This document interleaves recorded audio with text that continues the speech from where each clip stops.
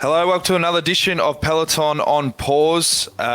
We've got a couple of hitters again, superstars from the women's team, Gracie Elvin and Sarah Roy, who are both in lockdown in Australia. Most obvious question we always kick off with is, how's lockdown going? I'll start with you, Gracie.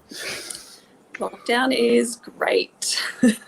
No, in all seriousness, been back for 6 weeks in Canberra in Australia. And I am a massive introvert, which some people know and some people don't. So I'm actually quite happy home alone. And I was lucky to have Roy with me for the first 2 weeks. But yeah, since then, I don't really struggle too much on my own. And it's not that different for the Aussies in some ways, because we're away from our friends and family for most of the season anyway. So it's just weird to be alone when you're in your home in Australia. You're not an introvert, are you, Sarah? How are you finding the lockdown period at the moment? Yeah, I'm finding it fine. I mean, I don't think life for me has changed too much on a daily basis. Coming back to Australia was a good choice, I think. And having the 2-week quarantine isolation period with Gracie in Canberra was really good. I'm not from Canberra, I live in Sydney, so then I came back to Sydney, and since being here, just my day-to-day life it's not changed at all. I mean, I train for a couple of hours a day, and then I eat and I sleep, and then I train again. So, I feel I'm fine. So where were you guys based in Europe, and how hard was the call to make to come back to Australia, Gracie? So I based myself in Girona, like a lot of cyclists, and I had to leave my apartment with pretty much all my stuff in there. It's more my home probably than in Australia, because we spend more time there. But we made the decision pretty quickly, and after a few days of discussion and a few days of not really knowing what the situation really was, we finally got some really great information from the team and from the management, and they were having a lot of their own meetings and passing on as much relevant information to the riders in like very close proximity to those meetings. So that was really helpful to have all that information and support from them, that we knew that we could come home if that's what made us happier or more comfortable. So yeah, one night, a few days into lockdown in Spain, a group of us decided 9 p.m. that night, okay, time to book our flights home. We might not be able to fly home again if we leave it too much later. And we left Girona at like 10 a.m. the next day. So when you were in lockdown, Sarah, in Canberra, was that the situation where they throw you into a hotel for 2 weeks? I only saw some stuff on the news of people that were in lockdown in Melbourne, and they were complaining about the food, and I think they were living off Snickers bars or something. What was that 2-week experience like? No, for us, by the time we got back to Australia, it was self-isolation. So it was a choice. And so no hotel. We were just in Gracie's parents' place, which was awesome. They sort of evacuated for us and went up the coast to their other property that they have, so we could have their family home, just the two of us for the 2 weeks. And it's just kind of, we were just doing the right thing, really. I don't even know if it was, a policy or anything at that stage. And we didn't go to the shops or anything like that. We had friends delivering food for us at our doorstep. But yeah, it was super easy. Gracie, knowing what the restrictions are like in Girona, have you been in contact with teammates there? Like we spoke with Jess the other week. It looks like it's been a pretty tough situation, given that they really can't leave the house for anything other than going to the shops. Yeah, look, I'm impressed that they've gone this long, and I think today was the first day that they were allowed to do exercise within a very limited kind of set of rules. So yeah, they've all been doing Zwift for the last 6 weeks and not even allowed to go for a walk or run outside. And personally, even though I'm okay on my own, like being able to go out on my bike in Australia every day and go for a walk and hear the bird sounds and be in nature is a really big value of mine. So that's what's been keeping me happy. And I think if I'd stayed in Girona, I'd be definitely struggling with my mental health now. You see a lot of people, Sarah, doing TikTok. It seems to be like all the rage in isolation. Have you got stuck into TikTok? No, I've avoided that one. But the team was keen on it, and so I downloaded the app and I had a look, and you can waste so much time on there, just hours. It's pretty funny. There's some pretty funny stuff on there, but complete mind-numbing. Yeah, it's I can't get my head around some of the things that have gone viral. I don't know. But I saw Jess did post a good one. I think it was yesterday or the day before, where you can mirror. You can have 5 versions of yourself, and she had a pretty mean little dance set up there. It's pretty great. Is it something that you're going to have to just bite the bottom lip and get stuck into? You got a dance routine lined up or anything like that? I have had a go. I've had a crack. I've made a few videos myself, but I've kept it on the lowdown. I haven't really shared it with the team, made it public. I don't think that's going to be good for anyone. We did have a few sweaty sessions in the living room while she was with me, but she was she was much better at it than I was. I wasn't keen enough to put myself on video and post it. Now, getting off the lockdown chat, because I think people probably get to the point. I think we're at that 6-week mark now where, when it first started, I think people were pretty much interested in it, but I think it's all getting to the point where we're keen to move on. So what I wanted to do is dive back to the early days. Gracie, you're part of the team back in the inaugural year in 2012, and Sarah, I think you come on board in. I was 2013, so spreading towards the title of the longest running female teammate. Yeah, right. There you go. In fact, it's written here in the run sheet, so there you go. You should always read the run sheet. But what was the team like way back in the early days? I remember spending a lot of time in Beverage and that gelati store where you were all staying. I remember going there in my PJs one time and didn't realise that there was a dress code in Italy. But yeah, what was the experience like back in the early days with the team? Yeah, it was. In some ways, the team has evolved heaps and changed a lot in a lot of really good ways. But I think the core values of how they started the team have stayed the same, which is like having people on the team that are going to work together well and have fun together too, as well as being professional. So that's something that has maintained itself the whole time that I've been on the team, and I'm pretty sure the men's team is the same. Like, everyone knows how to have a good laugh, and then they know how to switch on as well when it comes to race day. And it's all the other things that we've been working on that we've been lucky to have access to sports psychs and group psychs and great nutritionists and protocol stuff that makes the team run smoother and better and more effectively. Did you find it a tough transition to move over to Europe and the style of racing and so forth over there, sorry? Yeah, I think everyone's pathway is a bit different, and mine was different. So I actually didn't do much of the National Road Series races.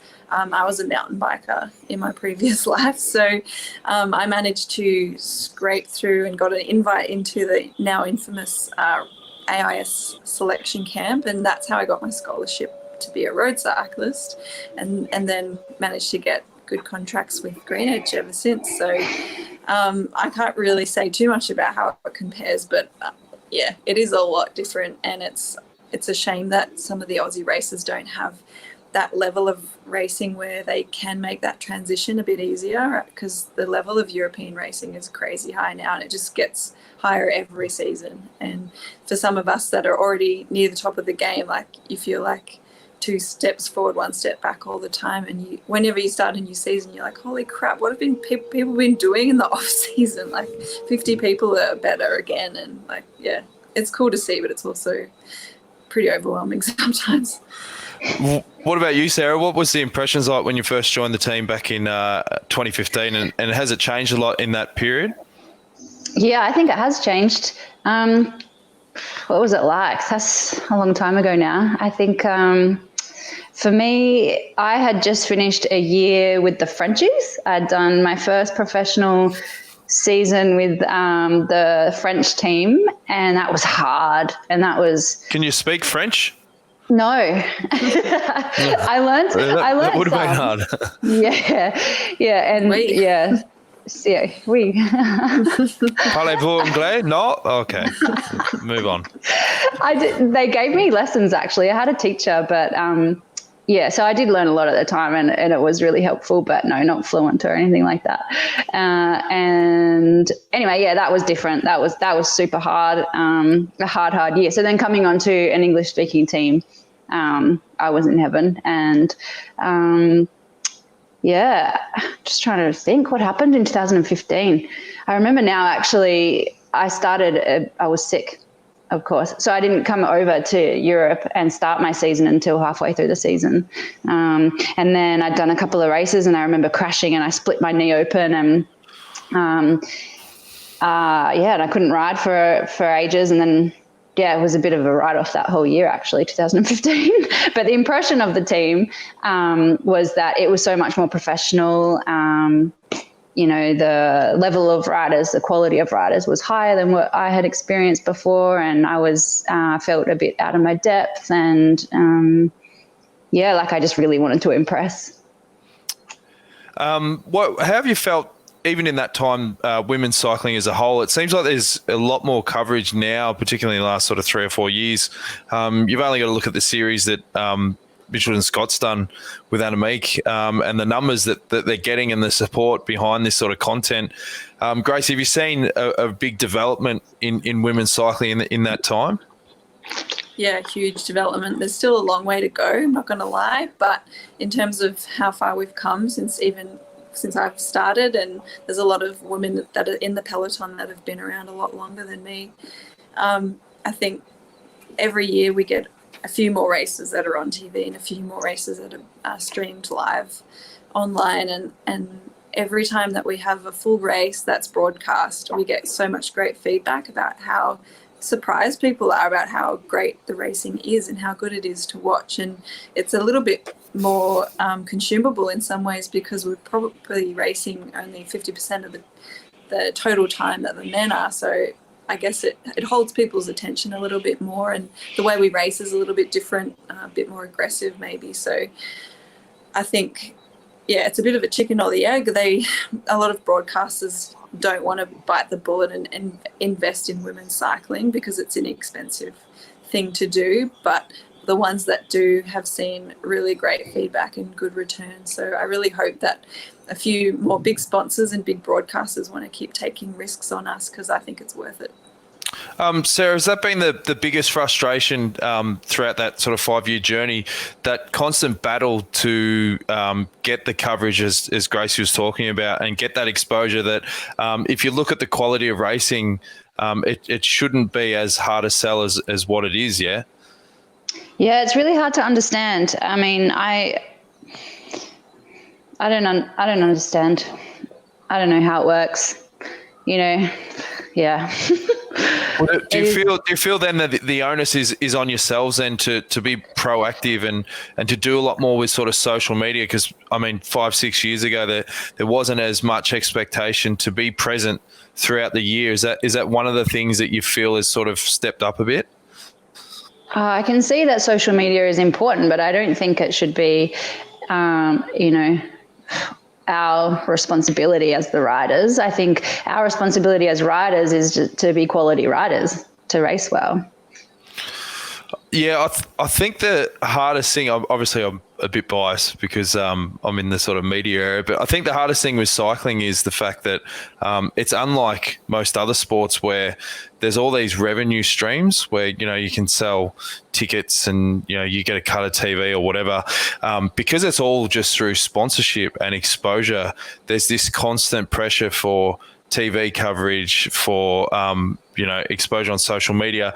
And yeah, I think you're right in the sense that if your job is you're a cyclist, the social media stuff should be, well, hang on, that's the onus of the team or whatever. But I think, yeah, from an outsider looking in, I think that the hardest thing for you guys is to constantly fight for something that it shouldn't be, something that's discussed and pushed as hard. It should be sort of sold on the racing itself. And as you're saying, Gracie, like, you look at events that have merged the two, the Tour de France, when they do the Flanders Classics and things like that, the rating's actually really good. And I think it works well when you look at the coverage and say there's 100K to go in the men's race, they can cut to the final of the women's and merge the two well like that.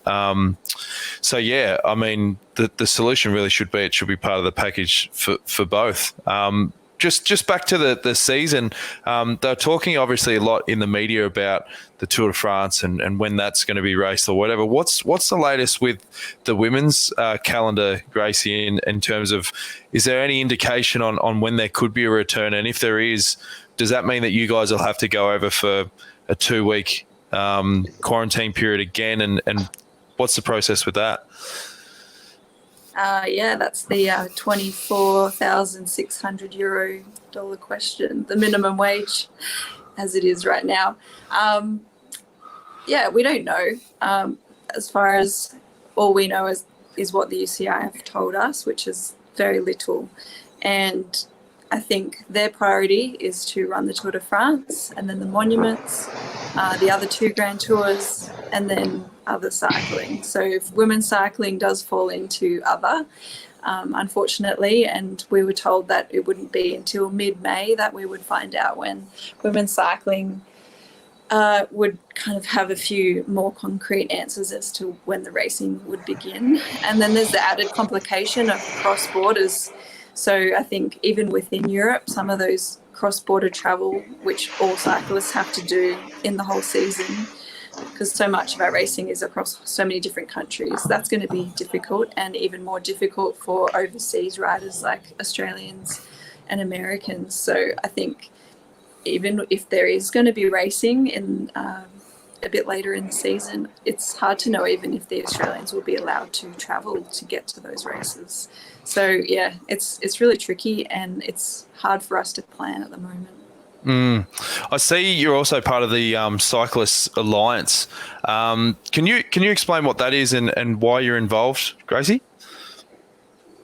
Yeah, I started the Cyclists Alliance with 2 other ex-professional riders, Iris Slappendale and Carmen Small, at the end of 2017. So they've done the bulk of the work. I've been able to help as much as possible in that time while I've still been a professional racer, and we started effectively the first ever international women's cycling union with the aim of really helping the riders first and foremost, whether it be financially or legally, or also just moving forward and making sure that future riders had a safe place to have their dreams come true in cycling. So yeah, there's so many different things that we've been able to impact in cycling so far, and it's a slow process, but it's really rewarding, and we've helped a lot of riders already and gained some really interesting insights into women's cycling so far. I was going to say, what's the response been since you started it? Obviously, it's something that, you'd expect a lot of people to want to get behind, yeah? Yeah, so we have a paid membership, which is definitely an obstacle because a lot of people in general don't like to pay for memberships. And in women's cycling, a lot of riders don't make a lot of money, so it is hard for them to justify joining an association that they can't see clear benefits. So we try and provide members with benefits like discounts or free access to certain services. As the last 2 years, we've had about 20 to 25% of the Peloton become members. So that's actually quite significant. And even if a rider's not a member, we can still represent them in a lot of ways, and they can come to us for help if they need it. Oh, well, it's a great initiative, Gracie, and yeah, well done for getting on the front foot and organising something like that. It's pretty important, particularly in these times, because I think a lot of people, and that's just not cycling, I think across the board with all sports and government, they're looking for leadership and they're looking for people to turn to for assistance. So if there is a platform out there that people can get that, then it's a really good thing. Sarah, I've got here in the run sheet that you had a pretty rough injury, or you had surgery last year. Do you want to let the listeners know what that was for, and how's your recovery been from that? Yeah, I found out last year midway through the year that I had iliac artery endofibrosis, which is just a fancy way of saying that there was a bit of a restriction in blood flow to my legs.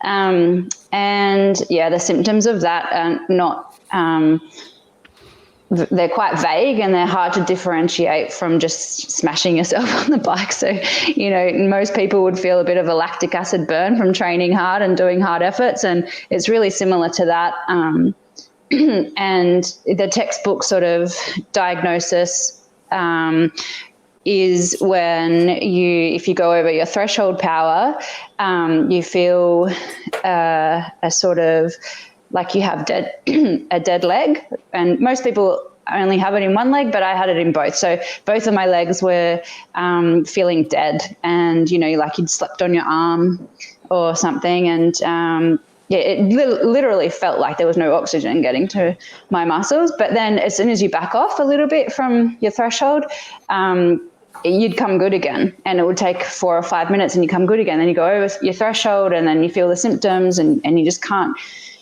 keep going, and then you back off and you feel good again. So that's kind of, you know, the real textbook way they go, yeah, okay, this is worth investigating. But when you have no idea about the situation, about this condition, you're out there racing and you're just feeling like it's in your head. And because 1 minute you're pushing really hard and you can't keep up with the group, you can't keep up with the bunch, and then you drop back to the second bunch and you're back there going, I feel fine now, and now I'm like the strongest one in this bunch. What's going on? I should be up there.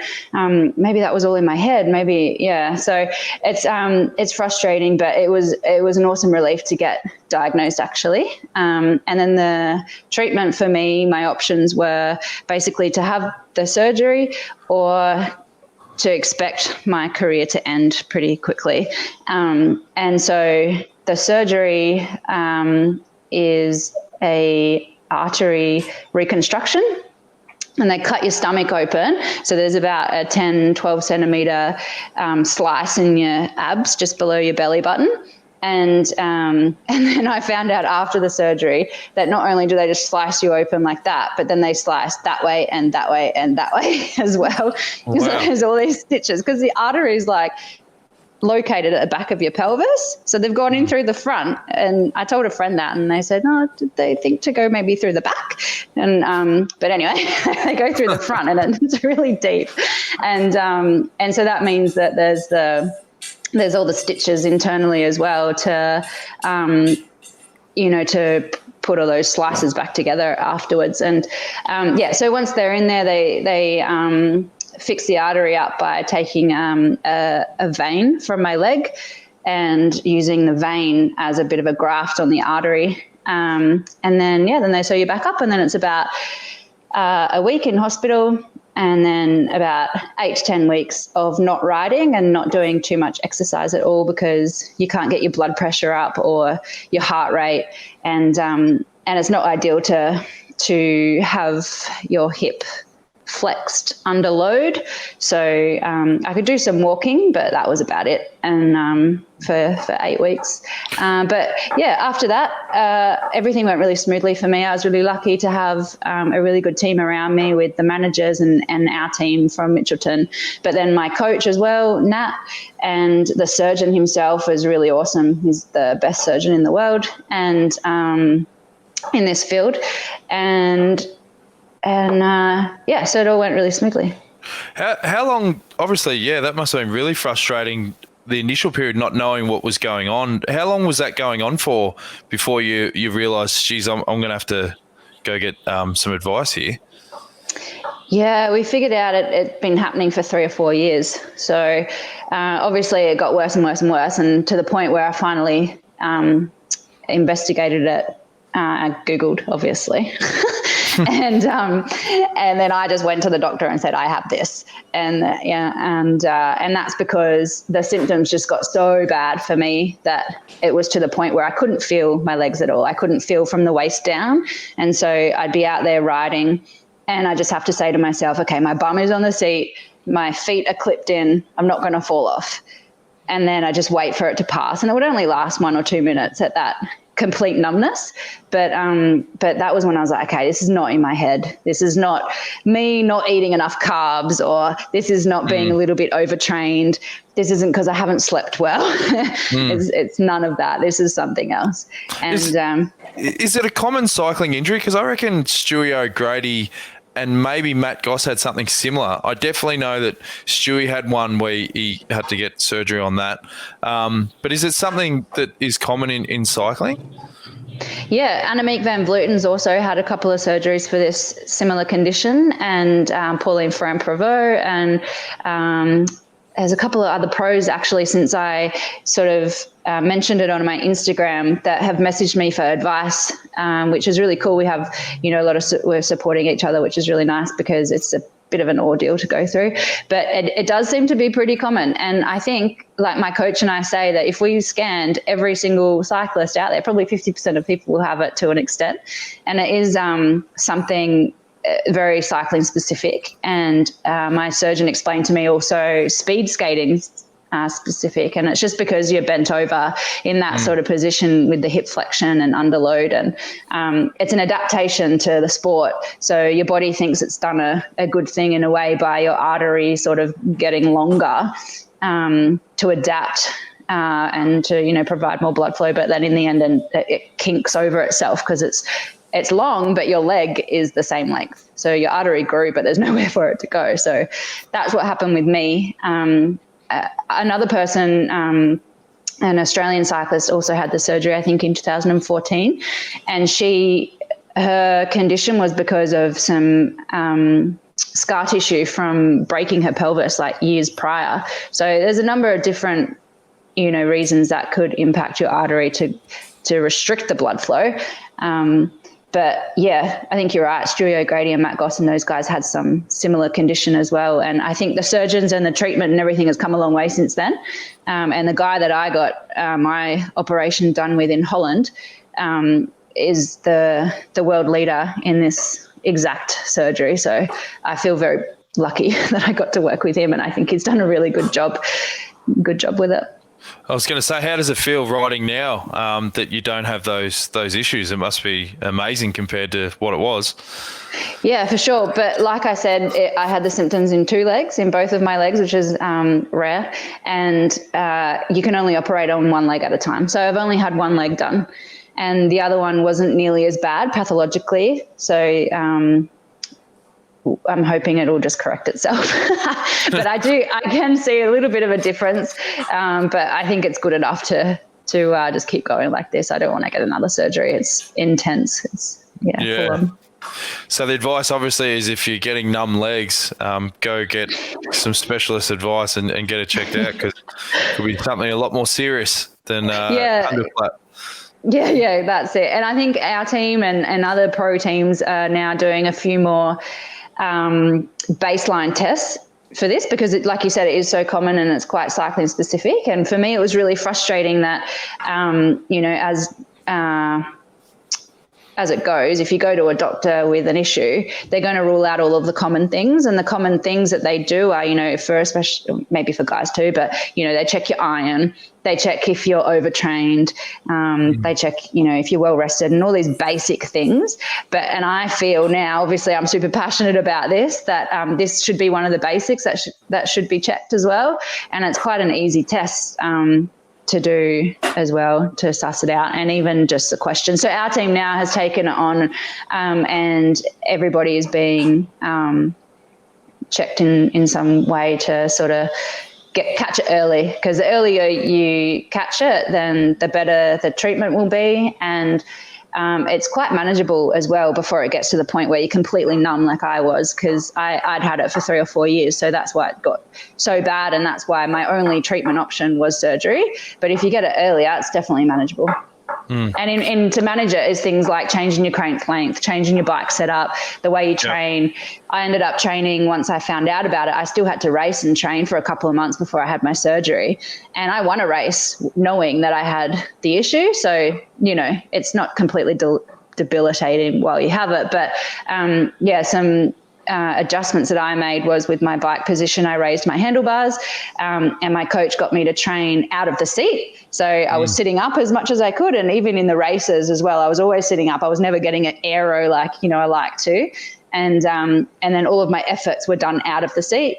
So 4 or 5 minute efforts out of the seat, none of it in the seat, no time trial riding, things like that. So it is manageable. Oh, that's some good advice there, Sarah. We're going to move to our first sponsored segments, which is Cycling Cravings, presented by Giordano.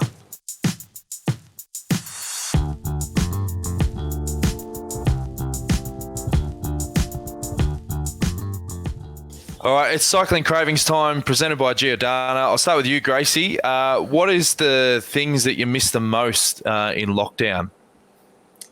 Oh, good question. I think I love riding bikes. I'll be a lifetime bike rider, but I'm also a real racer. So I always get the most out of myself. I get my best power numbers, best everything numbers when I'm in a race. I can just go that little bit deeper. So I can't wait to just get into that race brain again that you just can't recreate at home.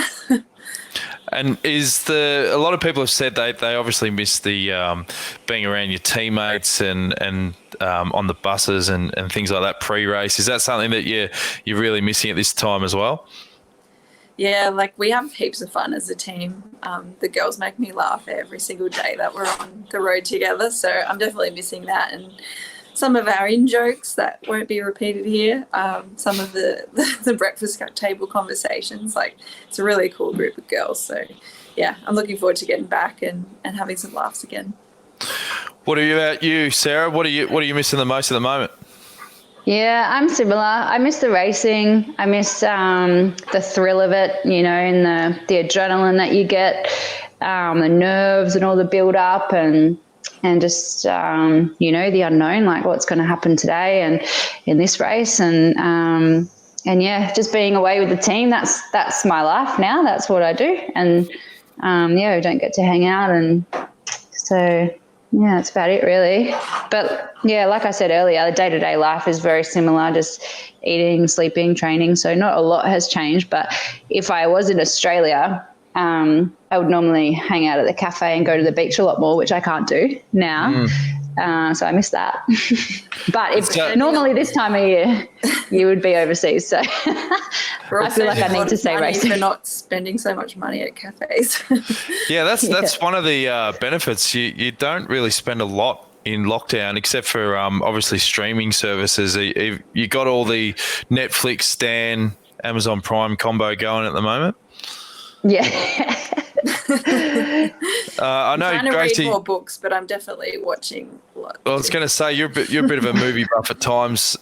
What's some of the best things that you've delved into at the moment on streaming services? Ooh, good question. I just finished Fleabag on Amazon Prime. That was really well done. Yeah, it's a British one. I'm watching The Capture, which is a British crime show on ABC iView. So that's free, but you need a VPN because it's in Australia. But it's a British show, so I'm sure you can find it somewhere. And I'm reading some really good books at the moment. I'm reading this awesome book. Well, I'm actually listening to it on Audible, which is a streaming service that you have to pay for. And it's called Why We Sleep. And it's one of the leading sleep scientists has written a really extensive book on sleep, and it's super interesting and very valuable. So I recommend that to anyone. How much have you read of that one or listened to of that one? I think I'm about 2/3 of the way through, and I haven't fallen asleep while listening to it. I was going to say, like, is it when they're giving you this information, are you nodding off at the same time? Well, I listen to heaps of audiobooks when I'm out riding my bike, so that's how I get through a lot of content, which is good, but you can't fall asleep when you're on your mountain bike. That's a big no-no.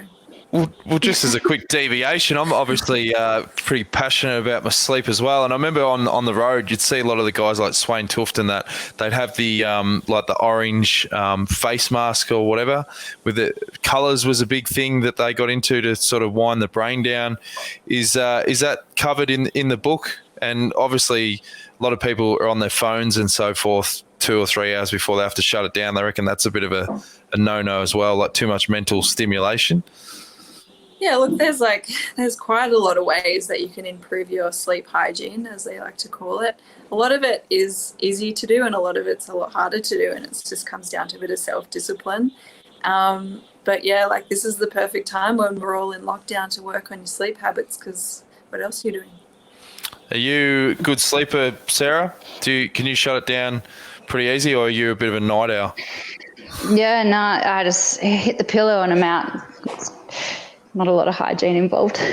Oh, well, you don't need to read the book then. Perfect. All right, well, that covers cycling cravings. We're going to get into the victory stuff now with our segment Inside the Victory, presented by Scott Sports.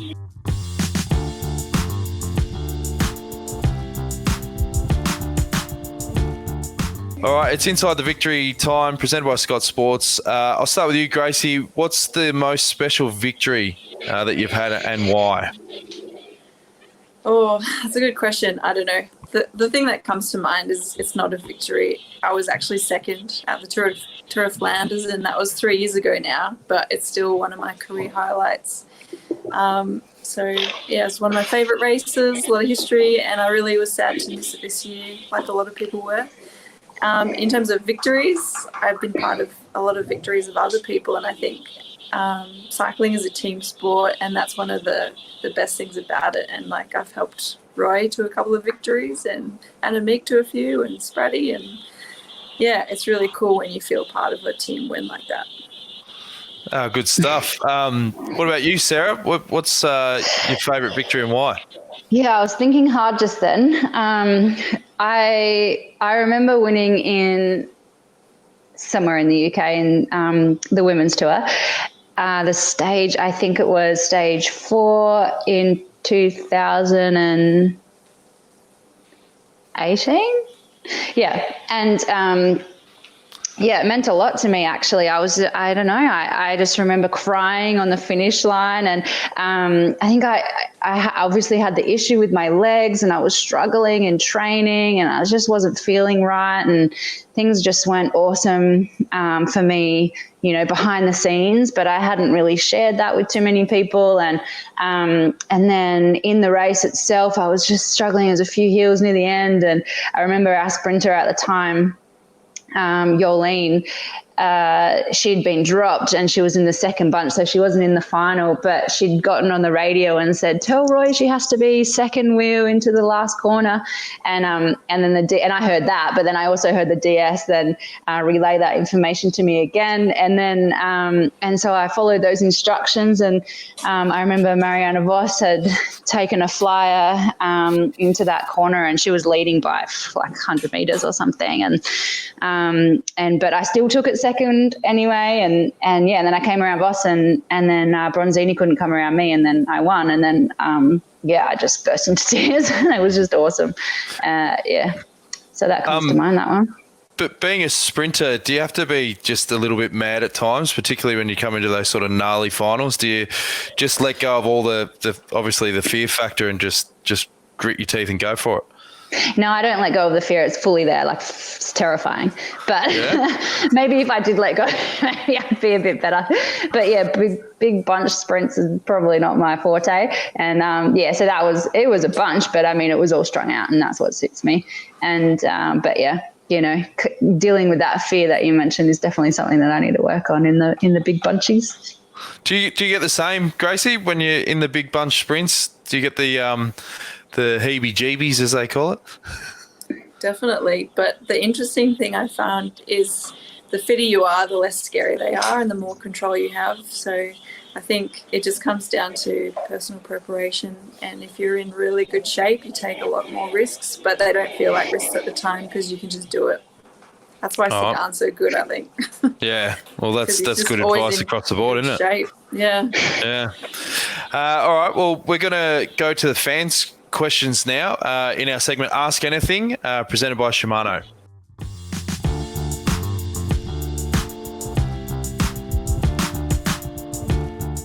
All right, it's fan question time. Thanks again to everyone who sent in questions on Facebook and Instagram and Twitter. We'll kick things off on Facebook. There's one from Alison Bruce, and she wants to know, who were your cycling idols? Have you met them? Did they live up to your expectations? Start with you, Sarah. Cycling idol. Oh God. I don't think I had one. I have a weird sort of pathway into cycling, and I didn't know anything about it when I started. So I do remember Did you have any general idols growing up outside of, say, cycling? Yeah. I used to love Susie O'Neill. I had a poster of her on my wall, and she was sort of my little inspiration to get the best out of myself and to aim high. So yeah, I looked up to Susie O'Neill, who's an Australian swimmer. Nothing to do with Queen cycling. of the butterfly, wasn't she? Yeah. But I do remember coming over to Europe though on my own, which is how I started cycling. Is I headed over to Holland on my own. I was a nobody. I didn't even win a single race in Australia or anything. And then I was racing the criteriums, the post tour crits and stuff. And Kirsten Wilt and Mariana and stuff were in them. And I remember after one race, Mariana pat me on the back. And I was like, oh my God. So yeah, maybe, boss. And so I got to meet her, and she lived up to the expectations because she's a cool chick. Well, that ticks the criteria. What about you, Gracie? Did you have any cycling idols, and did you get to meet them? I've just been a huge fan of cycling since I was pretty young, but I grew up watching the Tour de France, so most of the idols were the male cyclists. So watching those 6 p.m. highlight packages on SBS when I was a kid, I was always thought Robbie McEwen and Brad McGee and Stewie O'Grady were all pretty awesome people, and whenever they won, it was really exciting. And then now I've gotten to meet them and work with some of them over the years, and that's pretty cool to be in the same room with them these days. And then once I started getting more into women's cycling as an athlete myself, definitely looking up to people like Mariana and getting to meet her. She definitely doesn't disappoint. She's a very gracious, interesting person. So yeah, she's still a big hero of mine, and I'm still sometimes a bit of a fangirl to her. Really? Yeah. Oh, that's I love good. it when she says hello to me in the corridor at the race hotel. So I'm like, it's good. It's good if they're able to stay humble. That's obviously the key, because there'd be nothing worse than if you met your idol and they had a massive ego and didn't want to borrow it. So that's good to hear. There's another question from Howard Wong. This one's for you, Sarah. What's the funniest thing you've heard over the radio during a race? Probably that time. Jess had crashed and hit her head. And then she announces that she has amnesia. That was pretty funny. She announced that she had a what? Amnesia. That's what she said, isn't it? Oh, right. Yeah, that was the first story that came to my mind as well. I think it was in Gen Wevelgem a year or two ago, and there was a big crash right at the start, and Jess had come down, and we just hear this, and we're all just like, oh no. And then a minute later, she's like, guys, I think I have amnesia. Just the way she said it, I don't know. It's never as funny in the retelling, but at the time, we just it was so funny. It's pretty funny. More funny when we found out that she was actually okay, and we could have a laugh about it after the race, because 50% we were just like, oh God, is she okay? And the other 50% was like, that's so funny. Yeah, that's gold. We've got one for you, Gracie, from Sally Churchill. She says, how's the team staying as a unified group when you're not able to be together?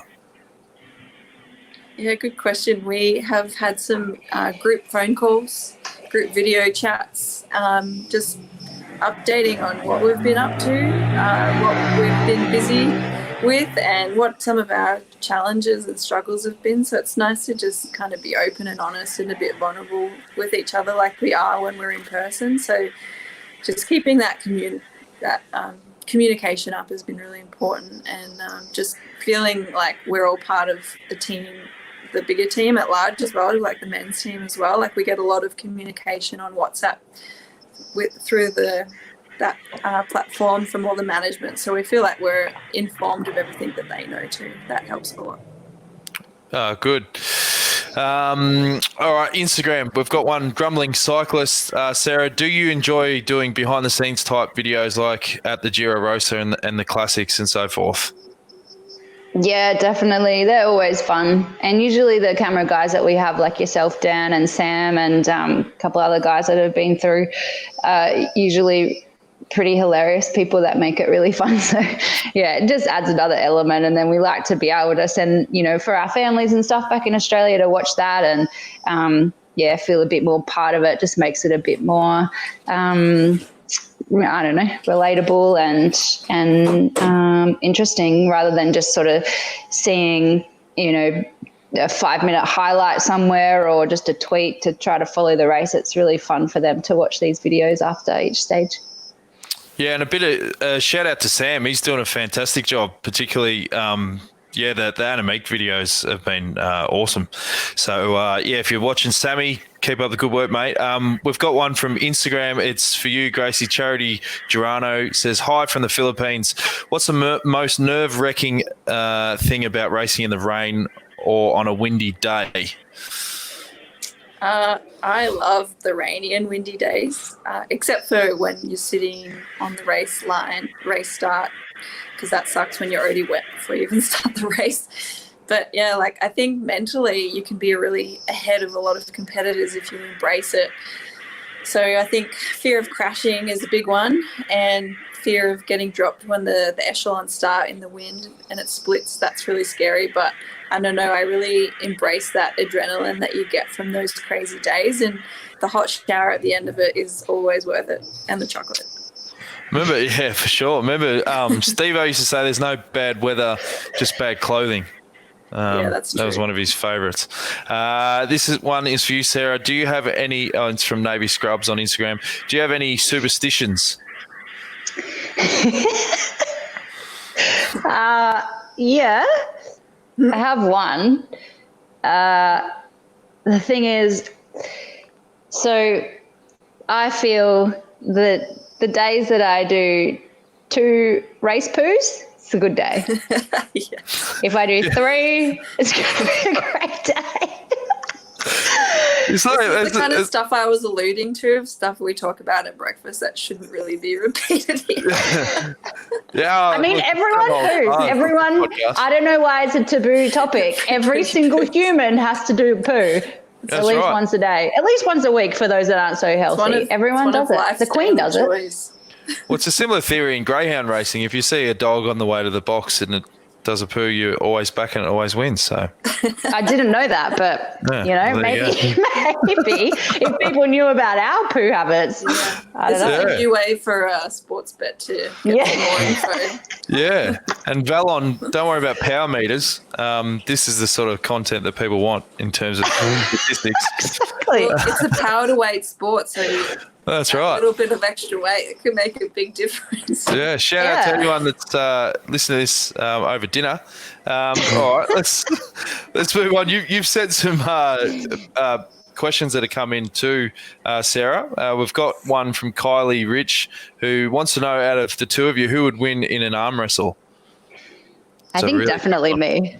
Yeah. Look at these guns. Wait, how do I? Hang on, we'll go full screen. Yeah, look at those cannons. Wait. Have you been doing even more at home, Roy? Yeah, look at that. Definition. Yeah, I know. No, that's just me all natural. I avoid arm strength exercises because we don't want these to get any bigger. Right. Top-heavy cyclist is not performance enhancing. I think it'd probably be a bit of a whitewash in the end. No offense, Gracie, but there's some pretty impressive cannons there. We don't even need to see yours, Gracie. Got some doodles over here. Next question from sportsmate.india. Preparation for a long cycling ride. What do you guys do for that, Gracie? Big breakfast. I love oats and a few goodies in there like sultanas and nuts and fruit.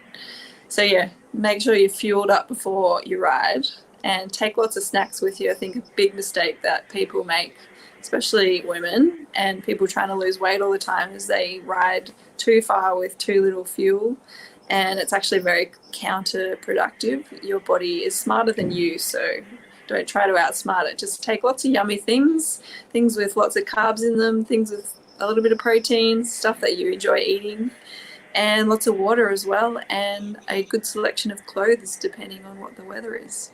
And a good sleep the night before. That's very important. And chamois cream. That's right. Speaking about chamois cream, there's a really good question from Amy Mez84. It says, does your bum hurt from cycling? Because mine does after one ride. Was that someone that knows you? Is that one of your mates, Sarah? Yeah, that's my sister-in-law. She doesn't ride all that much, but she has a good point. A lot of people who don't ride that much, they do one ride and they get a sore butt and they don't really ride too much again. But yeah, the truth is that I get a sore butt and other things, but I think the answer is consistency and a bit of persistence. You sort of, I don't know, your body adapts and becomes less uncomfortable. But I do notice that if I have some time off the bike and then when I first get back on, it doesn't feel so great again. So yeah, I guess a bit of consistent riding and you just get used to it. But obviously a good saddle. I have a really good saddle that works well for me that I have been set up with. So what's it called? Pressure mapping. So they can see how my anatomy fits different saddles and what's good or what's not. So yeah, after a long time of having some butt issues, I got sorted out with a good saddle. So I don't have any issues anymore. And obviously a good chamois, some good quality Lycra. Giordano sorts us out pretty well. So I don't have to use any chamois cream. I haven't used chamois cream since I've been on this team. So yeah, the answer, long story short, is no, don't get a sore butt anymore. Oh, that's good. That's a result. All right, well, that's it for the fan questions. And we're going to finish things off with a quiz, head-to-head, Gracie v. Sarah.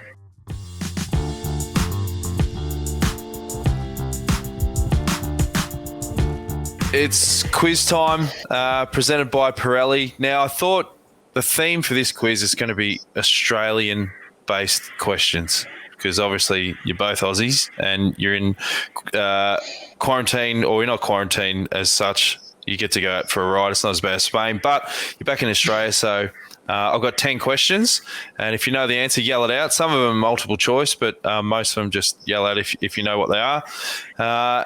Let's go. Question number 1. What is a Bushman's clock? No idea. The sun? Actually, I've started with a bit of a tricky one. It's a kookaburra laughing. Don't worry, they get it. They get easier. Number 2, which former Australian Prime Minister set a beer drinking world record? No idea. I know this one and I can't remember it. Oh, this is classic. A beer drinking world record. Beer drinking world record. And he was our Prime Minister. He was our Prime Minister. That's a good guy. It wasn't Kevin Rudd. Yeah, it was a while ago. Yeah. I'll give you the answer. It was Bob Hawke. He drank 2.5 pints in 11 seconds. I think he did that when he was at university. All right, we're off to a great start, guys. 0 and 2. Question number 3. You should get this one. What is Aussie slang for four-wheel drive that has never been driven off-road and is typically driven in the inner city? For what? A slang for this? Four-wheel drive that is not driven off-road. It's just driven in the inner city. The urban assault vehicle. Oh, this might be a Melbourne sort of thing. Or someone's car. It's called a Toorak tractor. This quiz is just bombing. I think next week we might have to mix it up. All right, question number 4. Australia was the second country in the world to give women the right to vote. Who was the first? New Zealand. Yes, we're on the board. Gracie, 1-0. I was going to say Iceland. Close. Close. Real close. All right, next question. Does Australia's or Switzerland's Alps receive more snow? What? Australia or Switzerland, do the Alps receive more snow? Does Australia even have Alps? I feel like this is a trick question. Well, you got one or two answers. You might as well just have a crack. Australia or Switzerland? It's 50-50, is that what you're saying? Yeah. You're going with Switzerland, Gracie. So that leaves Australia for you, Sarah. It's Australia, so it's 1-1. These are ripping Australia. questions. Yeah. What's the catch in that question? Yeah, where does the snow come from? Where's the technicality? I've ripped because these they're off the internet. I didn't get the full explanations. We'll just have to trust my Googling here. Here's an easy one. What is the highest grossing Australian movie of all time? The castle? Max? No, think that's not a knife. Oh, No, I don't know that. Crocodile Dundee. Yes, correct. Are there more kangaroos or humans in Australia? Kangaroos. Kangaroos. Yes, Sarah. So what's the score now? I think it's 3-2. I think I'm winning. We only got two more questions, and that'll end one of the worst quizzes in the history of quizzes. You made it. Yeah, that's not our fault. Yeah. Which alcoholic beverage holder was invented in Australia? Think The stubby alcoholic. holder. No. Think of. It's about this big. It's silver. Cooler bag. Yeah, I'll pay that. The goon, the wine cast, the silver pillow. All right, now here's the last one. You should get this, Gracie. Yeah, definitely we'll get it. Why is Canberra the capital city of Australia? Because they couldn't choose between Sydney or Melbourne. Correct. That is correct. So they built a new city in between them. That finishes. Yeah. Well, you're the winner, and That was thrilling. What a way Good to job. finish. Awesome Yeah, questions. That was just like doing a race. That was as good as doing a race. My adrenaline's up. My head's just in the game. Feel like Yep. I can detect the sarcasm, but appreciate your support. I'll be honest with you, it was a bit shit. But Yeah, no, fair enough. good I think try. Good try. It could be the last quiz, folks. So we hope you enjoyed it. Now, we always give you guys the last word. Start with you, Sarah. What do you want to say to all the people tuning in or watching at home? Thanks for your continued support. I'm sure everybody's going through strange times, uncertain, everyone's a bit stressed, but it's really cool to see the fans and everybody still supporting us, and hopefully we're keeping you as entertained as we can. And Gracie? Yeah, similar kind of sentiment. And thanks for so many people joining us on Zwift. Some of the turnouts for our rides, the social rides and the races have been really cool, really impressive how many people want to ride with us and ask questions. So hopefully we can do some more of that. All right, well, that wraps a pretty big episode. Thanks, guys, for taking some time out to have a chat with us. Really appreciate it. There's some really good insights in there, and good luck with the rest of the training, and hopefully you guys are back out on the road soon, sooner rather than later. So, yeah, thanks again. And, yeah, stay tuned for another episode of Peloton and Pause, brought to you by Greenwich. Thanks. Thank you.